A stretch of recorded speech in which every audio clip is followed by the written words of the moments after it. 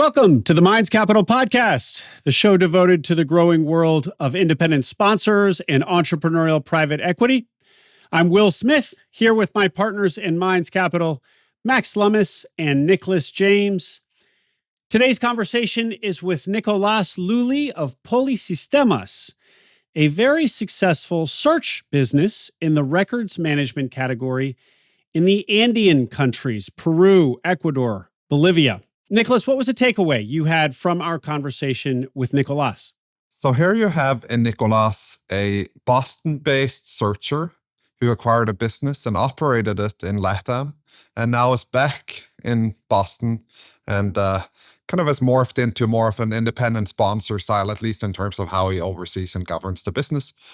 And so we talk a little bit about that. One of the things that fascinated me about this episode was how he talked about people management, because he was in the trenches operating a company that today has more than 1,000 employees.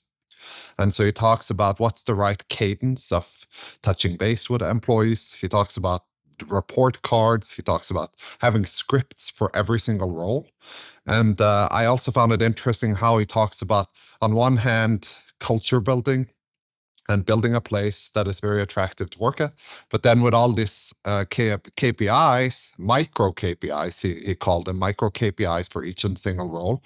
He said specifically that it's like having a daily colonoscopy for every employee. So culture building through colonoscopy, I thought that was a little humorous. Well, part of the reason for the colonoscopy is because when Nicolás bought this business, they bought it during COVID. It was a Lima-based business. The platform was in Lima. And the Peruvian government just had extremely onerous shutdown policies.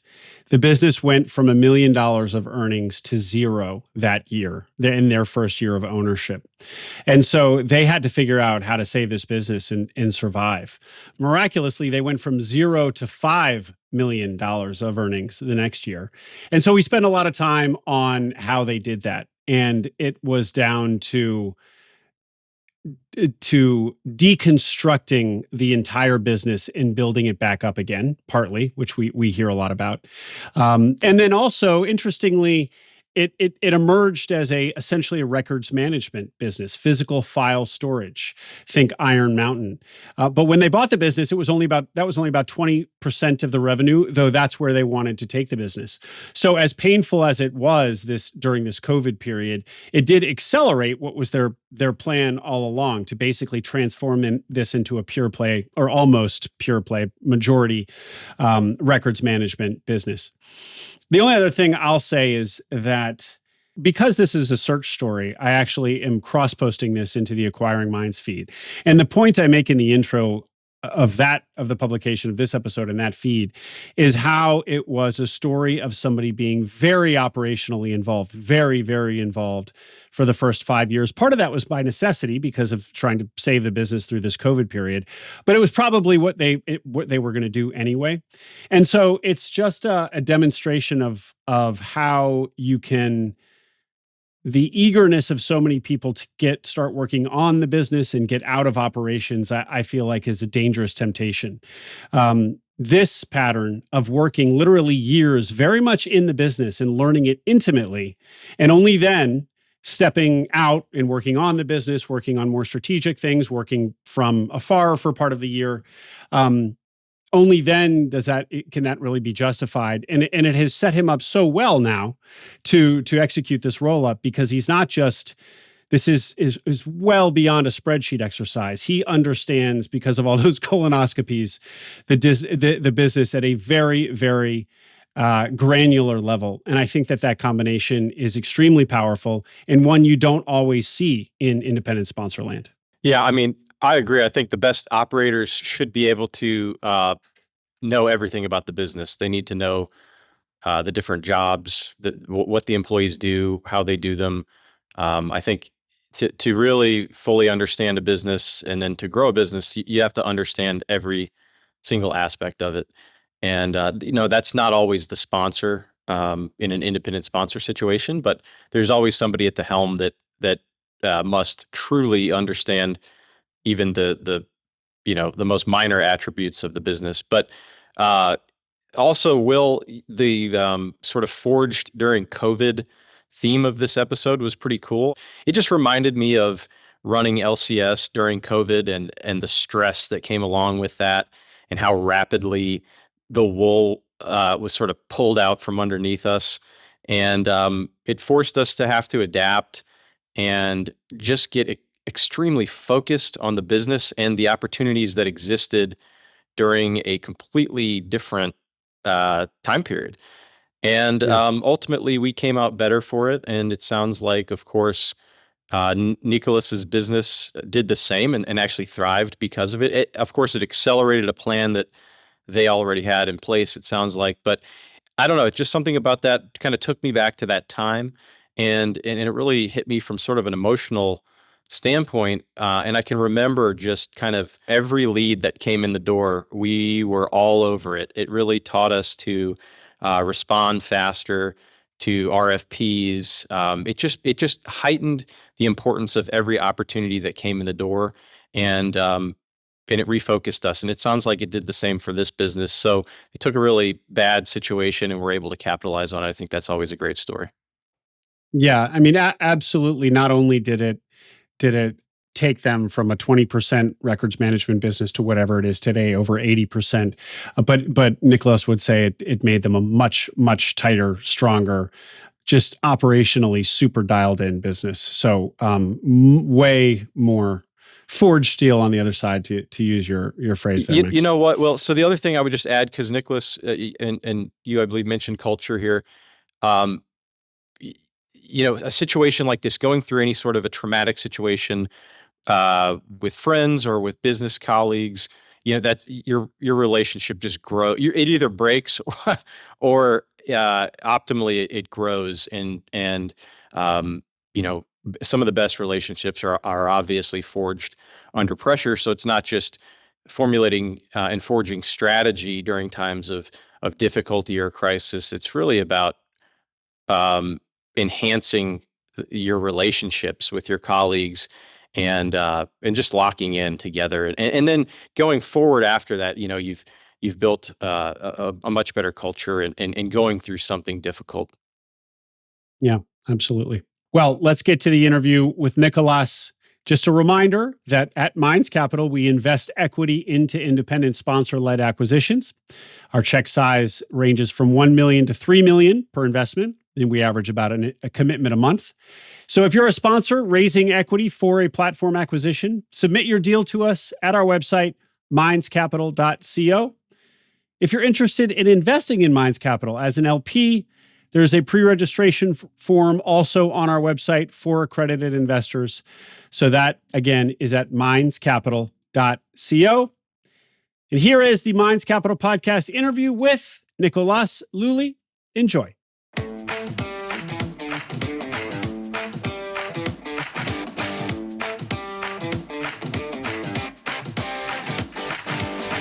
Welcome to the Minds Capital Podcast, your connection to the growing world of independent sponsors and entrepreneurial private equity.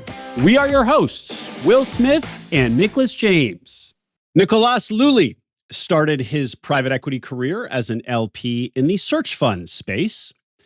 Nick and his two partners later became the first search fund in Peru and acquired a $1 million EBITDA records management business in that country just before COVID. Peru was hit particularly hard by COVID. The government implemented draconian laws that shut down business, and Nick's business fell into the red. It has since recovered and then some, and today the business is growing fast and is a leader in the Andean market. Nicolás Lulli, welcome to the Minds Capital Podcast. Thank you so much, Will and Nicholas, for having me. Very excited to be here. So, Nick, you started as essentially a searcher. Today, you oversee the business in Peru from your home outside Boston. You're down there some. But really, it's more of a independent sponsor structure in the way of your oversight and management.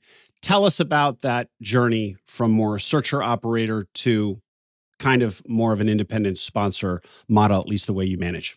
Sure, happy to dig into that a little bit. And we still manage the business day to day, just to clarify. So I have two partners. We launched the first search fund in Peru, Colca Capital, launched in April 2019. We acquired Polisistemas in December 2020.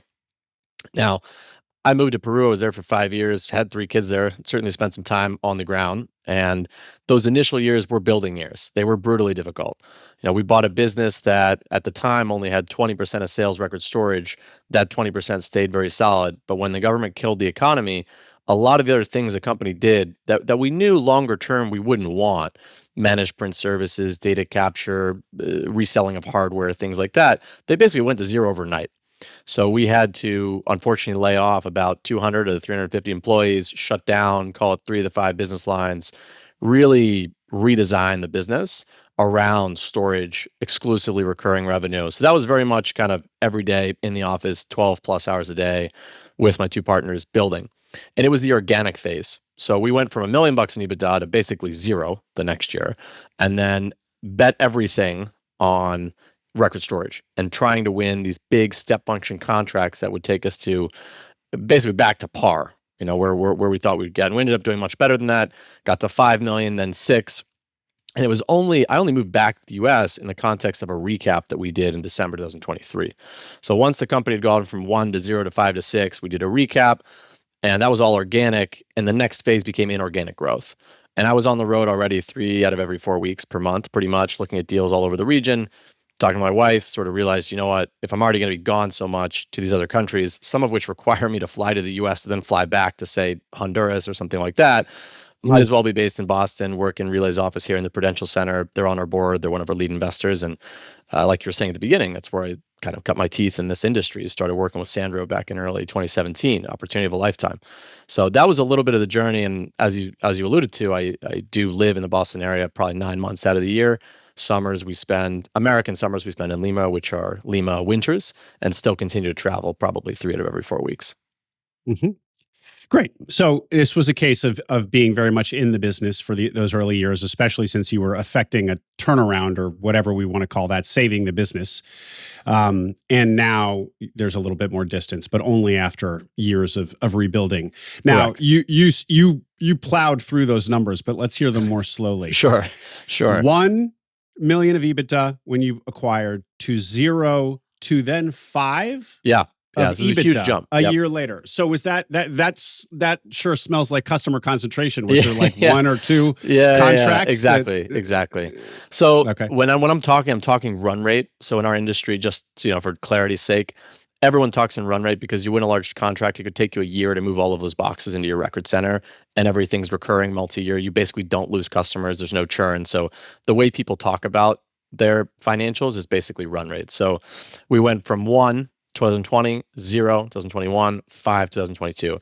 And that 5 was, some of it was, of course, the government realized the disaster that they'd done with COVID. So they lifted some of that. That kind of boosts some of the imaging BPO type revenue. But it was fundamentally winning 4 big contracts. And this is an industry where you've got your biggest customers and they represent an outsized share of the market. So we won the largest pension fund in Peru. We won a very large bank in Bolivia that was a greenfield effort.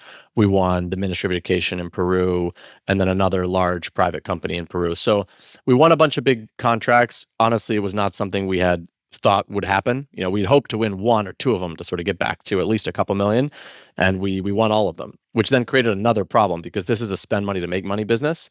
You've got to rack out record centers, hire the guys to move them, get the insurance on the trucks, pay for the gasoline. There's a million things you got to do, and you're getting paid per box per month, but that's kind of a steady, eternal, which is nice, but still forward cash flows. At T equals 0, money out the door. And at that time, you still didn't have financing. So that kind of brought up, I'm happy to get into it a bit, but host of other challenges on how you would pay for that growth. Well, I think we should spend some time on this. This is quite a case study. There's a lot for us to cover today, but since we're in this story, let's continue. And one other thing just on it that I want to make sure I understand. So 20% of the business was records management going into COVID. Your plan was always, in fact, that you would grow that line of revenue. So really the COVID thing, as painful as it sounds like it was really an acceleration of the plan you already had. Yeah. To get rid of all those other service lines and double and triple down on records management. Yeah, absolutely. Look, I mean, nobody wants to pass through that. It's inordinately risky. The company possibly could have not survived. We made a lot of big bets, went through a lot of one-way doors, and in the end, it did work out. The positive thing was we had to tighten every screw. We had to basically make sure this thing worked like a submarine. Nothing could be lost. Nothing could be leaked. We had no space. So assuming you do survive, well, all of a sudden you've got this machine that kind of passed through a crucible, and that's how organically it went from 1 to 6 in the first 3 years, and it catalyzed at that point the inorganic phase, which we're currently in. We went from 6 to 10, and that's where we are now today: 25 in sales and 10 in EBITDA. We've bought 6 businesses in the last couple of years. We've got 2 more that we'll buy in the next 3 months, and we're now sort of this well-oiled machine that took 3 years of blood, sweat, and tears to build at the organic stage. And so talk more about, how did you put it, sealing it down like a submarine. This was culture. In other words, operational discipline, culture change, right? Yep. Say more about all that. Sure. So, very specifically, first thing we went in there and realized was, hey, COVID wasn't a great time in this company's history, one of the worst sales years in the modern time. And the sales team received the same compensation in 2020 as they did in 2019, which was the best previous year in the history of the company. So clearly something is wrong. When sales goes down by 70% and the sales team makes the same amount of money. So we went in there and basically said, okay, performance-based incentives down to the guy that supervises 9 other guys ripping staples out of documents all day. And we kind of created this ownership culture. Look, the company's not a family. The company's a sports team. We exist to win games. In our market, winning games is taking boxes from Iron Mountain and putting them on our record center, in our record center, on our racking.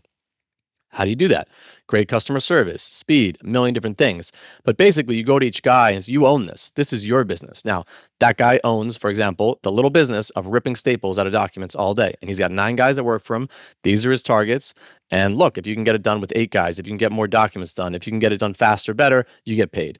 And it created this culture down to that guy. And now we have over 1,000 employees. We took it from 350 to 150, and now we've got 1,200. So we've hired 1,000 people basically in this business, and we've now had the luxury of essentially forming, 85, 90% of employees are people we have hired or people we have hired. You know what I mean? So they've kind of got that DNA of everything's performance-based, you eat what you kill. And that's super different from how most of these businesses work in the region. It attracts a certain type of person. So there are people that can't handle that, don't like that. Well, they leave, they quit, they do something else. And that's fine. It doesn't have to be for everyone. But that's how we look at our business, and we're managing other people's money. So we have a fiduciary obligation there, and we're excited about it. And the people that are still here are excited about it. Sports team, not a family. Is that an original? I've never heard that. No, not at all. Nothing is original that we do. We have zero creativity. Absolutely no creativity. Look, everything is sort of copied from. So that's a Netflix thing. So you can find some podcasts from probably decades ago or whatever, Reed Hastings or one of these guys. I don't know if they pioneered it even. Probably came from somebody before them. But yeah, we are big into, look, we don't know how to do anything very well, but there are other people who've done things well, and we can at least sort of tropicalize what they've done. And where we can do well is effort, because you control 100% of that. So we bought a business that's very hustle-based. It's very simple. I have a son who's 6 years old. He probably couldn't run the business today, but I would say in the next 2 years, you could probably manage it, right? I mean, it's just sort of like adding and subtracting. It's not rocket science, but it's a lot of hustle. It's a lot of showing up, push. And that really aligns with kind of the strengths that the 3 of us have. Well, just to underline this great line, sports team, not a family. I mean, what I particularly like about it is because so often in businesses being acquired from founders, there is a sense of family at the business. Yeah. And so you buyer are very likely to disrupt that culture. So how can you position it in a way that we still have camaraderie? Because so often it's just like no more family here, all corporate. Opposite of that. Opposite of that. Zero corporate from our point of view. We're very happy to promote people that are young or don't have the fancy degree or whatever the thing is to run something if we think that they're good. And we'll give them the opportunity. And if they perform, great, they get paid, they do the next thing, they rise. Or if they don't, well, they don't. And that's kind of the end of that. So we were forced to basically remove most of the employees at the beginning, just in order to remain solvent. So you kind of are, from the get-go, you're kind of prioritizing, because obviously when you do that, you want to keep your best guys. You kind of reduce that at the beginning. And we went in there, and it was sort of first separating the family culture out kind of completely, just removing that, where it was 4 kids working the business, a lot of conflict within the brothers and sisters, fiefdoms, all of that type of stuff. Typical you see in family business where guys are getting promoted based on because they're friends with the other brother or whatever the thing is. It was zero business sense in some of these decisions. So we ripped all of that out. And the first thing we did was, hey, this company only has a CTO, basically a chief revenue officer, head of sales type guy, and a COO. So 3 C-level people. No, you got to have a department for legal, department for HR, department for continuous improvement, and none of it adding bureaucracy. But you've basically got to be able to delegate. You've got to be able to create layers of middle management that create those little business silos that someone can own and be excited about and want to move the ball down the field. So that's sort of the way we thought about it at the beginning. Well, this also sounds like what's the cliche? Don't let any crisis go to waste. Absolutely, yeah, no question. Yeah. Well, and just I don't mean to linger too long on this, but the operational efficiency. So it sounds like you guys just kind of audited the entire, all the processes in the business, and then found kind of micro KPIs for almost every single role. And then incentivized all those roles tied to those micro KPIs. Sort of thing. Daily colonoscopy. I mean, we went in there and it was sort of like, look, I want to know everything. I want to know why this pallet isn't 3 inches to the right. And that in our line of work, that's not that complicated to do. You can spend a week in the record center. You can figure out a lot of operational stuff. You can spend some time with the different guys, figure out, okay, who actually knows, who doesn't know. And, you build from there. So it was very, very involved at the beginning. It was a lot of time in the facilities on site because you have to build. Before we started any of the M&A, we didn't buy any companies for the first 3 years. We had to build the machine. We had to, so that we could work on the business. We went from working in the business to working on the business. And that really wasn't possible. Today we've got a country manager in Peru, a country manager in Ecuador, a country manager in Bolivia. As we get into other countries, there'll be a country manager there and they're reporting to us. So we're still kind of the CEOs of the whole thing, but at least you've got mini CEOs in each place. But that takes years. It takes years of forming those people who have the experience, have the confidence, all of that. In the beginning, it was extremely operational. Yeah. Your other 2 partners, are they also do they have roots in the area? Are they Latinos or absolutely. Peruvian? So my other 2 partners, full Peruvian, born, bred there, went to undergrad there. They both did their MBAs in the U.S. My background, so my dad's from Peru, my mom's from the U.S. I grew up in the U.S. and then moved back to Peru for this project. Also went to school in the U.S. And so today, after all of this initial pain, now growth, you are the leading record management business in the Andean region, which includes Bolivia, Peru, Ecuador, even up into Colombia some, I think. Correct, yeah. So after Iron Mountain's the biggest player in the world, billions in sales, public listed in New York. You can look up their information. We would be the largest. And we would be the largest independently owned, if you will. And we are the largest in Ecuador and Bolivia. Some of the smaller countries where Iron Mountain is not present at all, we actually are the number 1 player. And so then also buyer of choice, or at least. Absolutely. Yeah. I mean, are you going up against Iron Mountain or no, because they're too small? Who you're buying is too small. Yeah. So realistically, one of the things we love about this industry is we buy subscale businesses that are inherently local. So there's a physical component to this business. You can't have the boxes out of country. Usually there's legal or regulatory reasons for that. And then your biggest customers, financial services, need to consult those boxes with some frequency. So they can't be that far away. So this creates kind of a hyper-local effect where all of these guys are subscale because they're X market within Ecuador or X market within Bolivia. So you don't have kind of regional global players. There's very few of those.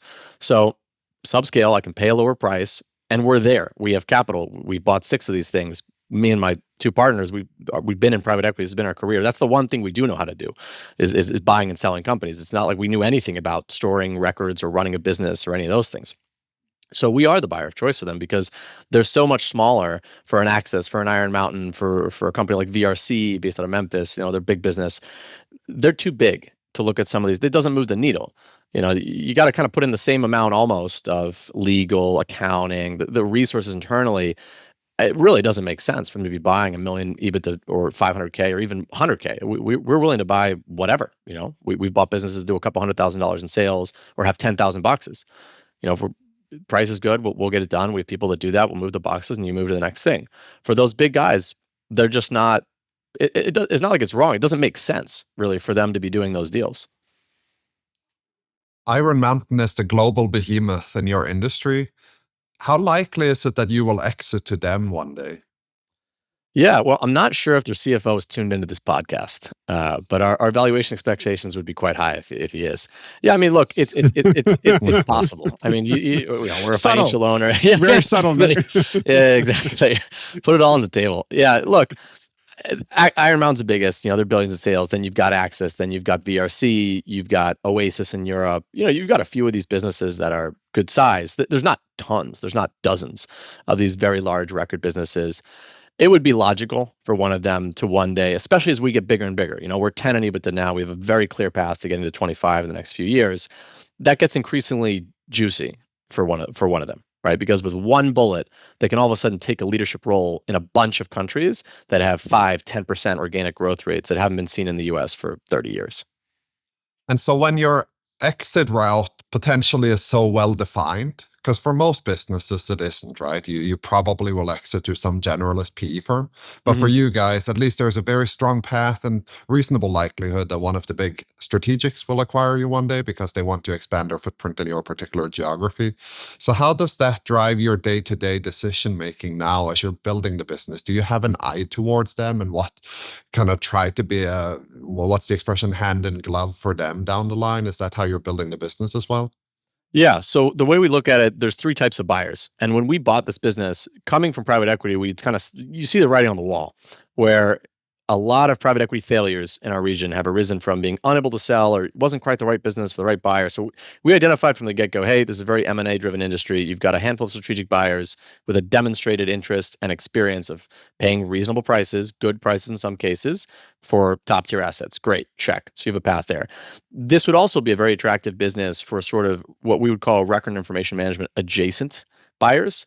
You have companies like Indra, Inetum, kind of, they're broader IT services players. They do very large sort of digitalization or data center, different things like that. And they are kind of selling stuff to the same customers. And the storage unit economics fit into their existing business model. So you have kind of a set of buyers there as well. And then frankly, you have a set of buyers that would look at this more as a dividend, as a bond. So they would be like kind of larger family offices, very different. So right now, this business, it's everything. We're all in.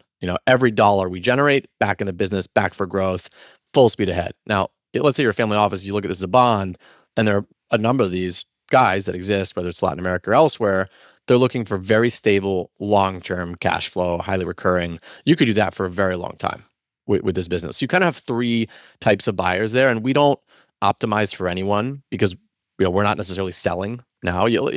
Everything is always for sale, right? At the right price, right? You guys sell the Minds Capital podcast to, I don't know, Blackstone or something, and that works out for everyone. Now we're not that different, but we kind of run the business every day as if we were going to own it forever. And I think that's kind of the sign of a great business, where if I own it forever, fine. No problem with that. So it's sort of everything. The question is what's best for the business, not what's best to be able to sell to such and such type of buyer in a couple of years. Because like I said, there's three types of buyers, wouldn't necessarily be best for everyone. It's just that kind of core question. What's best for the business? Return on tangible capital. What's the highest return on tangible capital for this additional dollar? That's how we measure it. And Nick, going back to that third group of potential buyers and looking for a kind of a dividend play in you guys, that goes to the point that this business actually has very much sort of real estate dynamics, right? Yes. You're essentially building space that you're then renting out in the form of storing boxes. So in some ways, it's akin to a real estate business. Yes.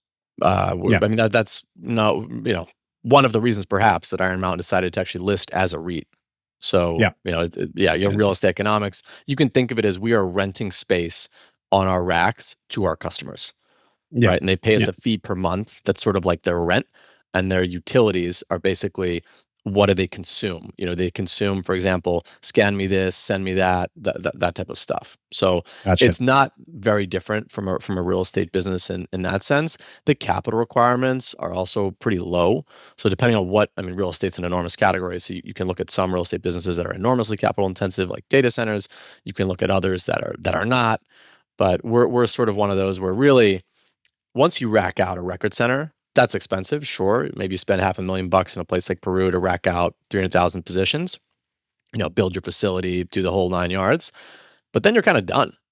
You fill it up with boxes that it's steel racking, 26 centimeters of solid concrete floor. I mean, you don't really do anything. I mean, you'll have to, it's basic stuff you'll do to maintain it, but de minimis, kind of what you'd call maintenance CapEx, de minimis in the industry. So that's very attractive, where you can just kind of over time, as you fill it up, the 200,000th box is pure free cash flow. You don't need to hire any more guys to manage your record center. Maybe it's you hire 3 guys to manage an empty one and 20 to manage a full one. There's no difference from 200,000, 250,000, and it all just kind of drops the bottom line, which is similar to really any storage business. Yeah. Hey, to play devil's advocate a little bit on the previous point there about not actually building a business that is bespoke for a certain buyer, I think you laid it out eloquently, and I think there's a strategic rationale in either direction. But what you're saying is we're building the best possible business we can. We're opportunistic, perhaps, with regards to the things that come our way. And we're trying to build a business that we are happy with as forever shareholders. However, every public company in the world always has to build with regards to a narrative, right? And the narrative is, how do we maximize the stock price? And when you talk to a banker, they will give you a range. I don't know what it is in your industry, but let's say 25 million of EBITDA. If you get there, I have to imagine it's going to be well into the double digits. And they will say something like, oh, your business will be 12 to 16x. But within that range, if you have been more random in your selections of priorities versus very specific about, we ultimately want 16x from Iron Mountain, it can affect your decisions. And so wouldn't it be your duty to maximize shareholder value to have an eye towards that? Yeah, absolutely. And I like the 16x multiple, just in case, again, the CFO of Iron Mountain is listening to the phone call. I'm going to personally find his email address and send this episode to him. Just link it to him. No, I know Barry. We've talked to him a few times. Very nice guy. He's done a tremendous job at Iron Mountain. But look, I think that's absolutely right. However, all types of buyers want to see certain characteristics that we also want to see in the business. So for one thing, we're creating a lot of value every time we buy a business because we pay, call it 4 to 6 times EBITDA. For these businesses, we buy them with leverage, and we know we're worth materially more than that. Even if you were to say conservatively, hey, I think your business is worth 8 to 10 times, well, right off the bat, you create a ton of value every time you do a deal. And we're in the deal-making stage. And I mean, not to say that we're not growing organically. We are growing organically, whether it's 5, 10, 15, kind of depends on the market, the service, whatever. But there's an enormous amount of focus right now as an organization on the M&A side. So everyone's going to want that because everyone wants scale. Everyone wants diversification. So it could be by country, absolutely. You don't want to depend on a specific currency, a specific market, politics, whatever. Everyone wants diversification in client base. So to your point at the very beginning of the call on client concentration, overnight we had 4 customers represented basically everything. That's not necessarily great.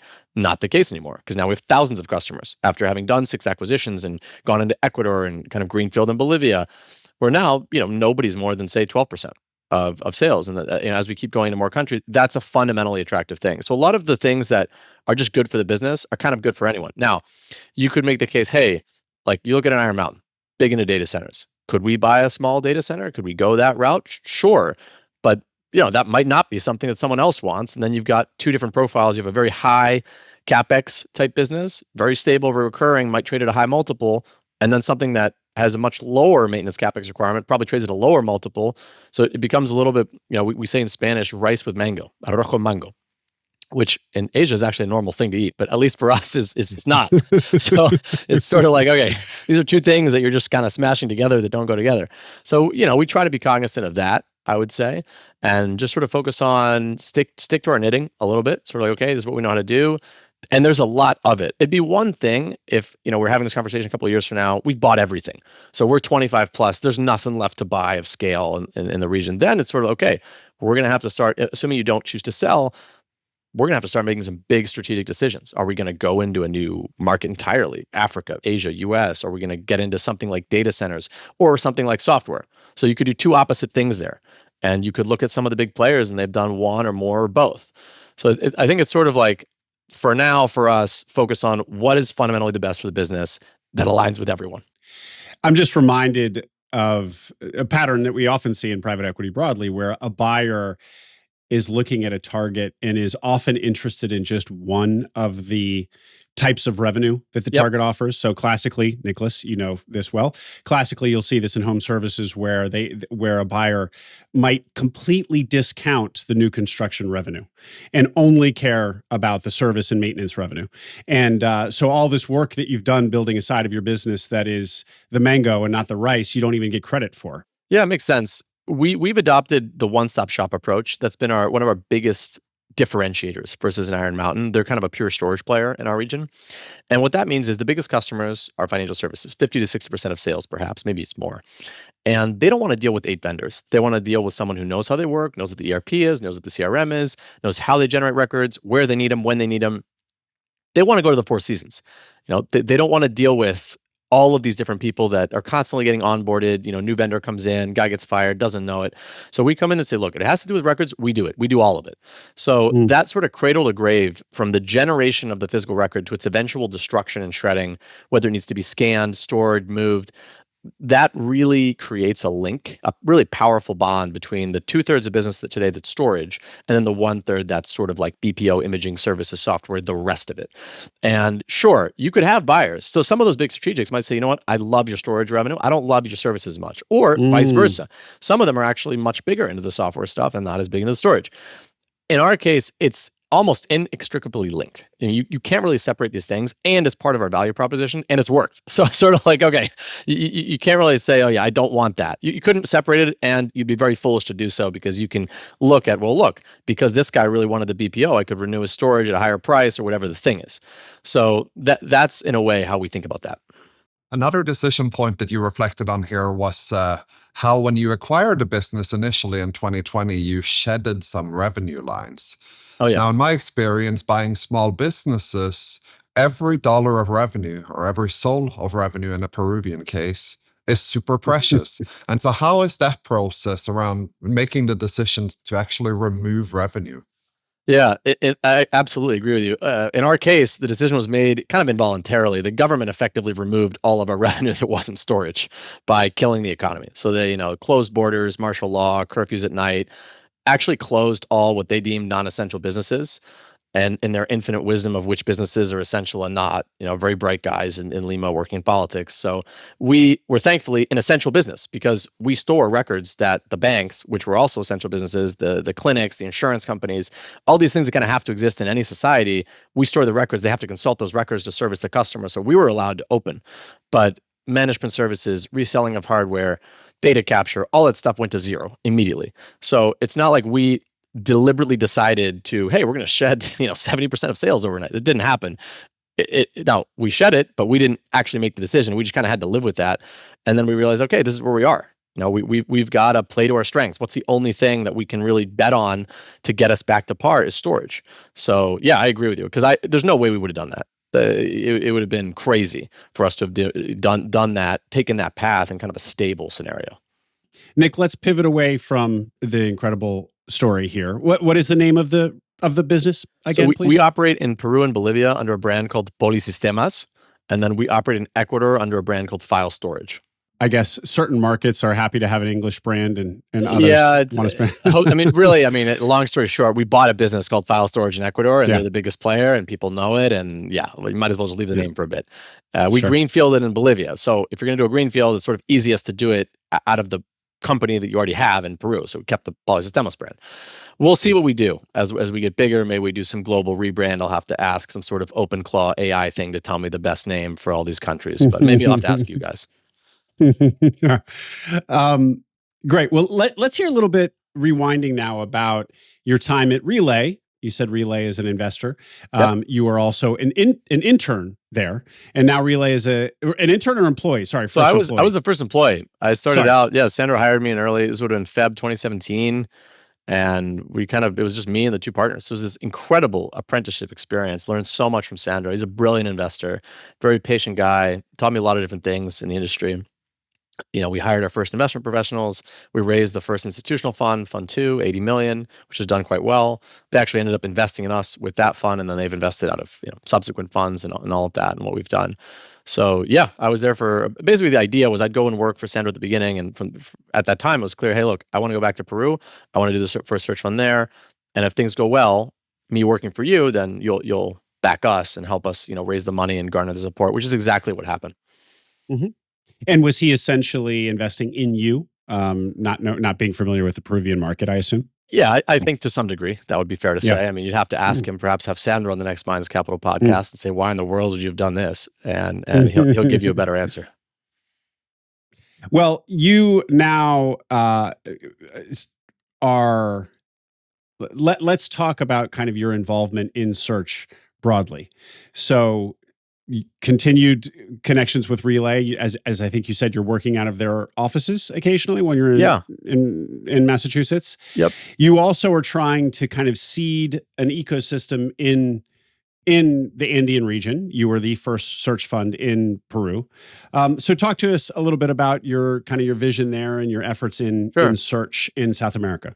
Yeah. So one of the things we realized during this process, you're getting a lot of emails every day. You're getting WhatsApp messages, LinkedIn messages from all the other people that want to do search funds, especially in Latin America. It's a very close-knit community, and we basically always take the calls. It's very much a pay-it-forward culture. We did the same thing when we were launching. You email everybody, and everybody gets back to you. It's an amazing culture in the search space. I think quite a bit different from at least my experience for private equity, whether it's derivatives or hedge funds.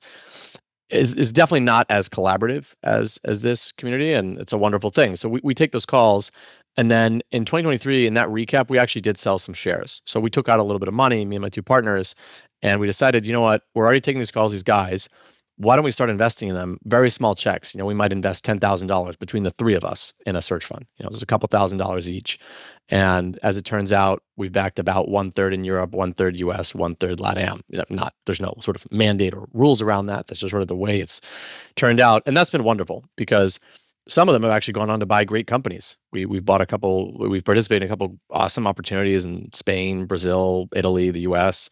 They're all very small checks, but it's fun on one hand to kind of stimulate intellectual muscle that you don't use as an operator. When you're operating, you're in the trenches. You're very, very focused on record management in our case. And this M&A thesis and whatever you have to do, raising debt, raising equity, is very tied to that. You don't have the luxury, sort of like almost academic luxury of look at this interesting deal in this HVAC sector or this ERP software, whatever the thing is. And that also makes you better. You see things that are almost like a liberal arts sort of framework to it. It's looking at different deals all over the world. So that's been fun. I mean, some people play golf or do other things. We just do EBITDA. We don't really do other things. And this sort of looking at EBITDA in other places, I think, makes us better operators of our business.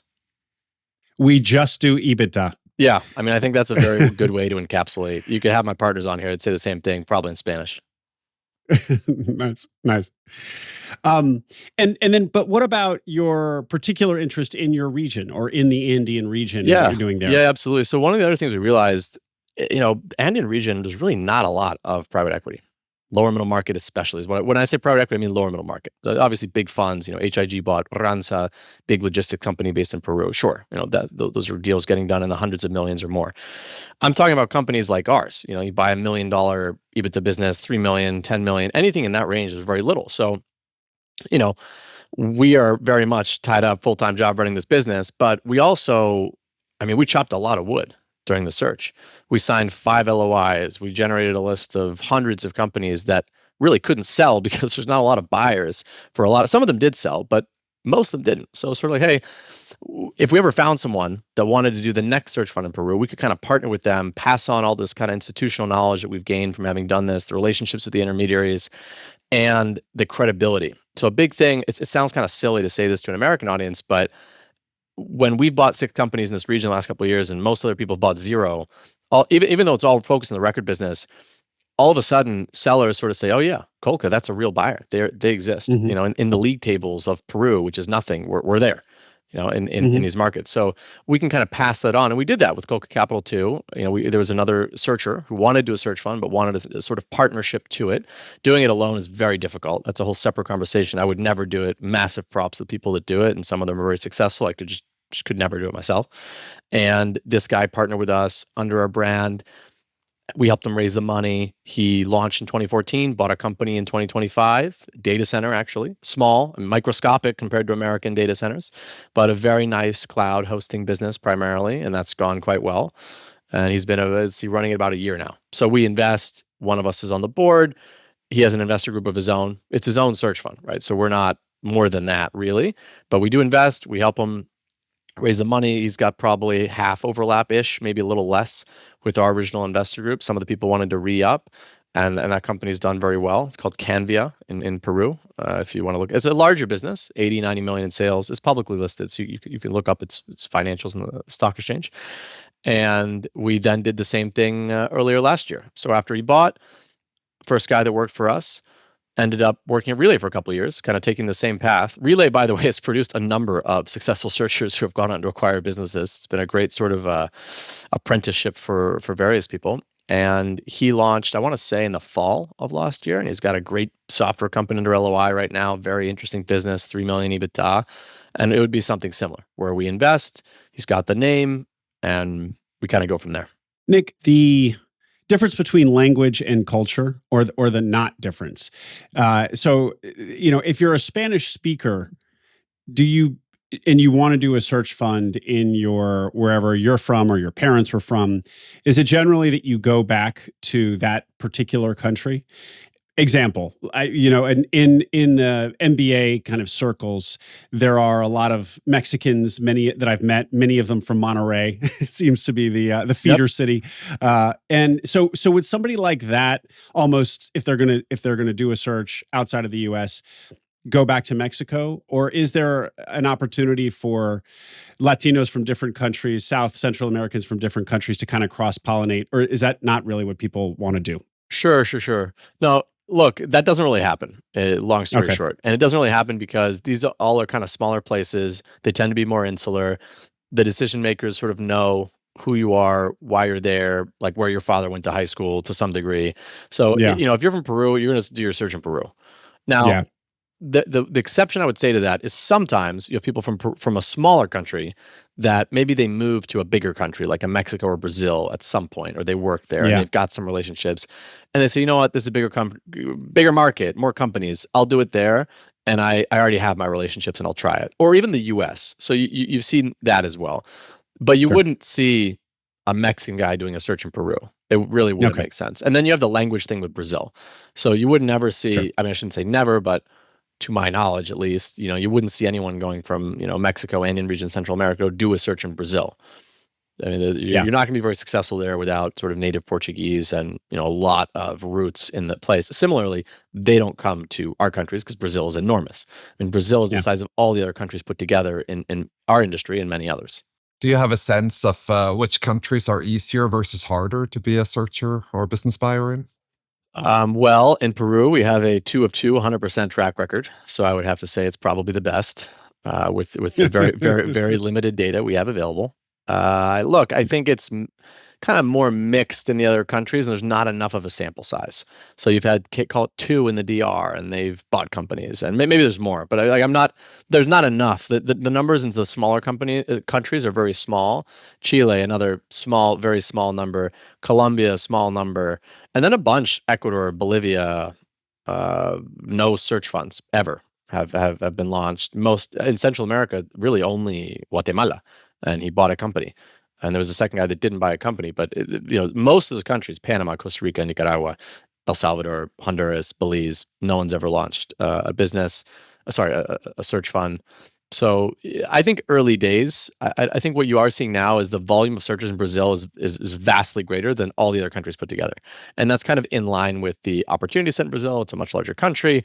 You've got there, unlike all the other countries, a large institutional investor group. So you have investors like Spectra, Kier, Kaviv, Kanoa, Bird Capital that just launched, kind of larger institutional investors that are really focused on Brazil, backing searchers there.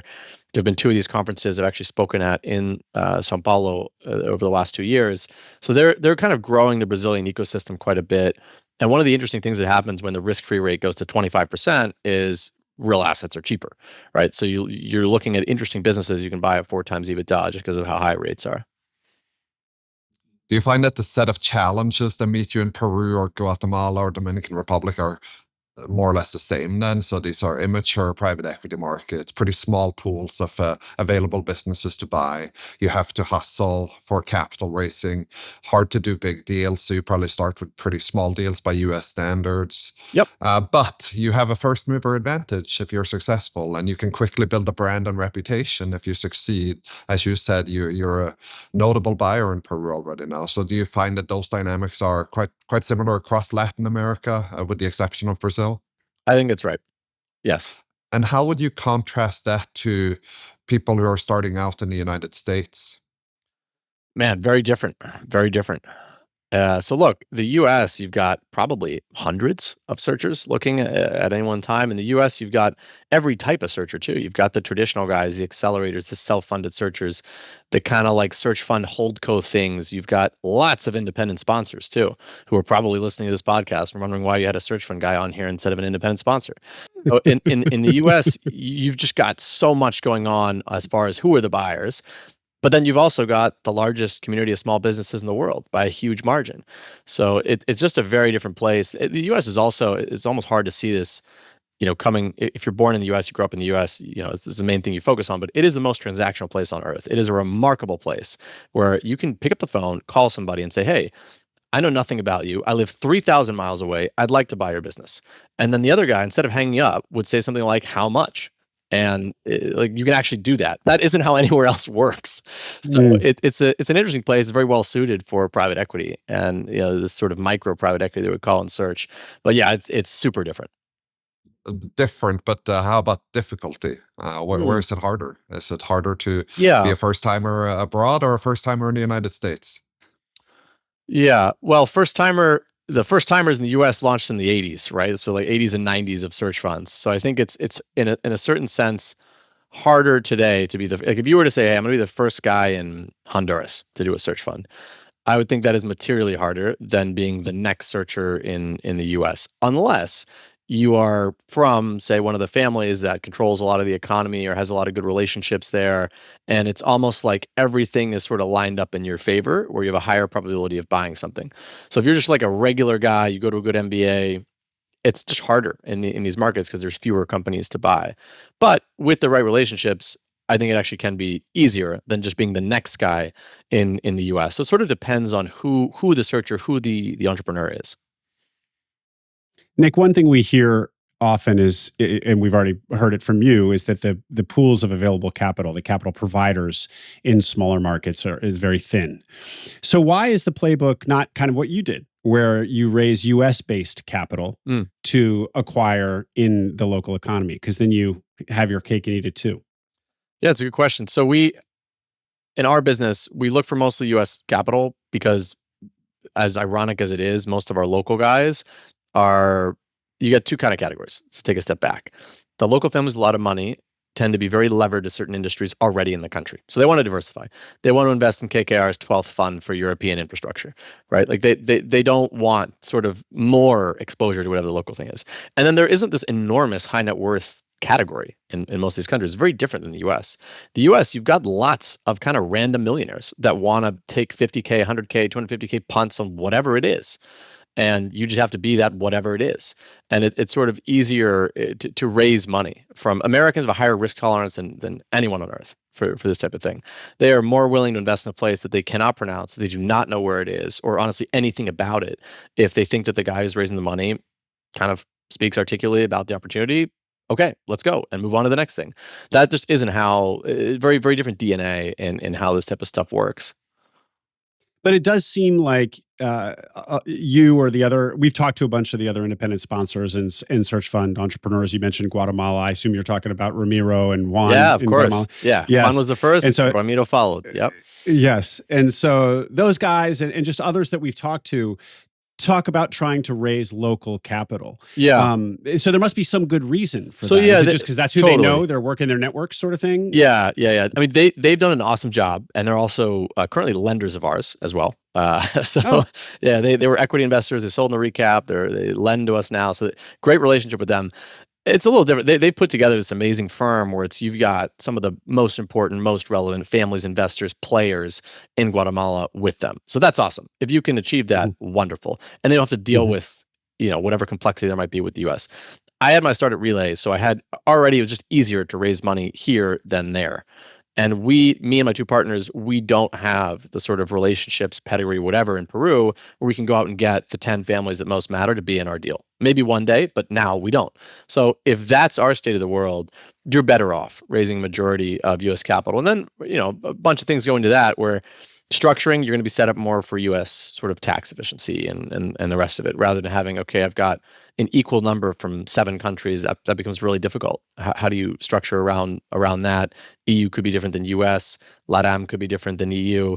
So you're kind of better off, okay, who am I going to optimize for? In our case, it's mostly US investors. And that's true across Colca 2, Colca 3, probably whatever we would end up doing. I think majority US capital. US capital also is by far the largest. So not that we're raising a ton of capital, but it is sort of easier in the sense that there's just a lot more there. It's just a much bigger pool if you're fishing for that. You mentioned your recap in 2023. I took away from it that you did it in order to enable the next phase of growth, which has been M&A led. Can you tell us a little bit more about the recap and which investors, or how did the investors decide whether to roll or stay, and what kind of outcomes have you seen so far? Yeah, so we did a recap in 2023. The company went from, like I said, 1 to 0 to 6 in EBITDA. And there were some guys that said, you know what, it's been a great week in the casino. I'd like to go home. This has been great. And that's enough. Now, there were other guys that said, you know what, let's double down. We've made a bunch of money, but there's a lot more money to make if we can put money to work in M&A. And that was the mind that we had, me and my two partners, because we're there. We see the targets, and we'd spent 3 years plus the year plus of trying to buy this company, mapping out the targets, building the relationship with the sellers. We saw the opportunity, and we realized if we sold the thing now, we'd just be leaving too much money on the table. And we actually did run a process. We got bids from different buyers, kind of usual suspects. So we were able to use that, go to the board, go to the investment, say, hey, this is the price. Who's buying, who's selling, and less than 20% chose to sell. Everyone else chose to roll and or put more money in. We also brought in some new guys, and we also, like I said, we sold some shares a little bit in that round. Have to, buy a house and all that. And then how was that received by the investors that you took some chips off the table?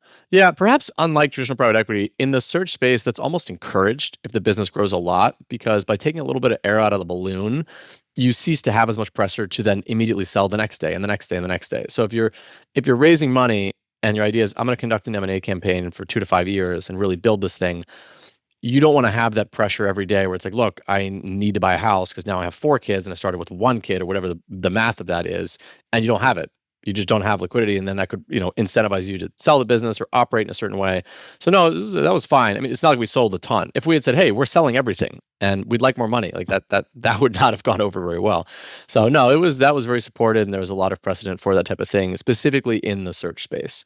So, perhaps not the case for a typical independent sponsor or whatever you else would see in private equity. No, I actually think air out of the balloon, that's a great analogy there. And I believe it might be something we will see more of in the independent sponsor space as well. I think the reason it hasn't happened yet is, well, first of all, you don't have a lot of deals that have that continuation, right? That you have a recap with effectively the same group. If you have a recap, it's going to be a majority recap, and you just roll some portion of your equity. But I have seen, and in fact, even on our website, one of our strategic vendors is... they're a lender who, for more seasoned independent sponsors, if you have a portfolio of, say, 3 companies and you have real carry built up across the 3, they will provide you a loan against those assets as a GP, so that lowers the pressure, to your point, to exit if you're still growing fast. And so I think as the industry matures, we will see more liquidity and just more maturity around instruments like that. And it has the same dynamics, as you say, that it's actually positive for those who are investing for growth. Yep, exactly. So I think you see this in venture land as well, where young entrepreneurs are encouraged to take some money off the table just to relieve the pressure, lest it cloud their judgment or make them too eager to exit completely. Yeah, and frankly, the price was such that I think the investors were happy to buy some of those shares. And how did you set the price? That was my next question, actually. So we ran a process. We got a bunch of bids from third parties, and then we went to the board. The board looked at the offers, the pros and cons, and essentially selected a price that was on the lower end of the range, which made sense, right? Because it's secondary, minority, such and such. And that was it. So you could say, do I want to put money in? Do I want to put money out? Do I want to roll? Which is to say, do nothing.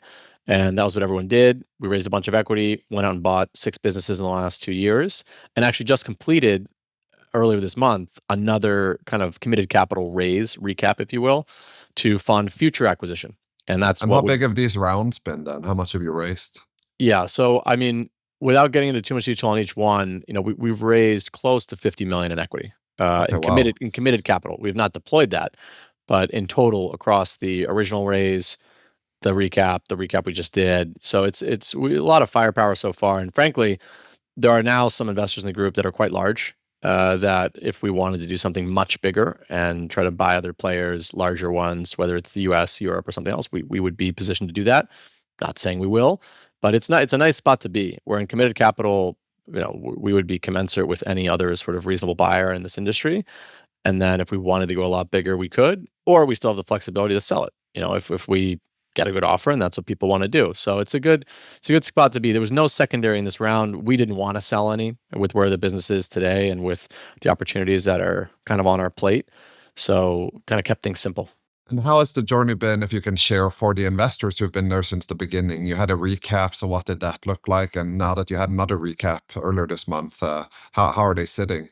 Without kind of revealing anything that's confidential about the returns, I can say the guys that sold, they essentially are carry. So traditionally in search funds, your carry's in the money, fully in the money at a 35% dollarized IRR. So that's what we do, and that's what most searchers do. So they were well in the money in the guys that sold after those 3 years. You can kind of back into that, materially higher than that IRR with the ones that sold at that time. And same goes now. There was no secondary, so it's sort of paper return, paper money. But again, in the round that we just did at the price it was set, again, well over a 35% dollarized IRR 5 years into it. Wow, that's breathtaking. Congrats. Thanks. So far, it's all on paper, but we're thrilled. I mean, we're honestly super excited about the opportunity ahead of us. And, who knows, maybe we'll be on the next one. And so you started your career, or at least earlier in your career, you were at Relay Investments, as we've discussed, with Sandro Mino, who's a big profile in the traditional search fund community. He supported me, in fact, when I was about to quit my corporate job way back in the day. The returns you're talking about here, 35% IRR, how common are they within the search land? And what have you seen, having been on that side of the table as well? Totally. So that's something that's very much in question today. And the conventional wisdom of the Stanford study and the IESE study that gets published every couple of years, there's sort of a thought that it's more common than you would think. Now, recently, Yale, AJ Wasserstein, who's one of my investors as well, published a piece saying, hey, this is actually extremely uncommon. And the way you're cutting this, and I don't want to kind of get into the details of why, you should just read what his piece was, which is quite thorough, and then you should read the rebuttals and the studies, and if you want to look into that. But that's a great question, and it's one that is very much in dispute by people who have a lot more information than we do. From our seat, I would say in Latin America, there have not been many that have produced that. Since the first one, whatever that would have been, 2010 maybe, the first searchers in Latin America, as far as delivered a cash-on-cash return that would correspond to that, probably a handful, just because there haven't been that many exits. And most of the Latin searchers have launched, say, in the last 5 years versus the last 15. It's been very much sort of a J-curve a little bit, where at the beginning you have, funds here and there, Mexico, DR, Colombia, whatever. And then, today, lots of funds launching, Brazil especially, but they're younger in their holds. So you don't have as many exits. But no, I don't think it's common in our region. No. AJ's report sure made a splash. It did. It did. We're hearing about it all the time. Yep. Well, we should also say that, of course, AJ is in your deal. He Yes. made his own money in records management. I don't know when, the 90s maybe? I don't remember, but he was Okay. an immensely successful operator. He was a brilliant CEO, did an amazing job with that business. It's a very sort of incestuous community in the record management space because, that's a deal where Housatonic was one of his investors. They're one of our investors. You've got a lot of the same guys, Tom Bird, Ken Saxon, who were CEOs of First American Records Management way back in the day. They're also sort of investors in or affiliated with sometimes these other deals. So it's great. We have sort of the RIM mafia, if you will, of these highly successful, highly competent operators, guys who run these businesses. They've sold them. They've made a lot of money for their investors, or they've invested in them. Sandro with Will Thorndike, they bought Oasis. They've kind of formed Oasis in Europe. This would have been, I don't know, 10 years more ago. And then they sold it to Montegu, a German private equity fund, after building what is basically the largest record business in Europe after Iron Mountain. So a lot of our investors are familiar with the space, which kind of also made the whole thing easier, because they're like, okay, if I've done it a few times and it's made money in the US, it's made money in Europe, okay, maybe I'll try it here where it's basically the same economics and it's just a different place. Yeah, actually, this is an important point, Nick, that you have so many seasoned, experienced operators in this industry all around you. So how much value have they added in terms of going all the way back, for example, to when you went through that operational crucible of tightening up the submarine and all of that? Were you leaning on them and their expertise, or they were in the background and you guys were just kind of figuring it out? No, they've all added a tremendous amount of value in different ways. I think, there's two, it's a bit of a dichotomy. Obviously, the operator is the man in the arena, right? So you were the one getting knocked down, blood, sweat, and tears, have no idea if the thing's going to work or why you moved to Peru, or, a number of other questions that sort of might be arising under those circumstances. At the same time, the decision the board and the investors made to actually just let us run was kind of a significant decision. Because if you looked at it on paper, it's sort of like, wow, the world's on fire. This is a disaster. I don't know, you could liquidate it, you could kind of cut your losses, you could do a million things. And I think a lot of the culture there is, look, in search, no, we know these guys, they're going to do their best, they're going to put everything, they're going to leave it all on the field. And if it works, it works. If it doesn't work, it doesn't work. At least I know, I'm getting good mileage out of these guys, and that was what they did. And that was a big part of why we were able to have that success, is because we had enough of a leash where we did what needed to be done. And we did it fast and we did it aggressively, and that was the only way to do it, really. So that was kind of that stage. We leaned heavily on those that are operational experience. So I talked a lot with AJ at the beginning and other CEOs, sort of like, hey, this is how this is set up. How do I do this? Why does this happen? And then, of course, you figure it out. Like I said, this is not a rocket science industry. So 90 days, 120 days, 1 year, once you're kind of in it, and then the business is, you right the ship. Okay, you don't have those same operational questions anymore. In our case, a lot of our investor support has been around capital. So equity, debt, restructuring. We've done multiple refinancings on the debt side.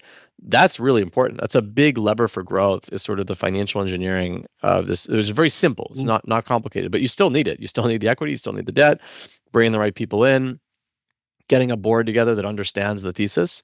And it's sort of like, oh yeah, these 3 guys who have never operated a record business, they're going to go out and buy 6 businesses in 2 years, and nothing's going to happen as far as risks or whatnot. It's a very straightforward, very M&A driven industry. So getting people to understand that, getting people to buy in, that's been key for us.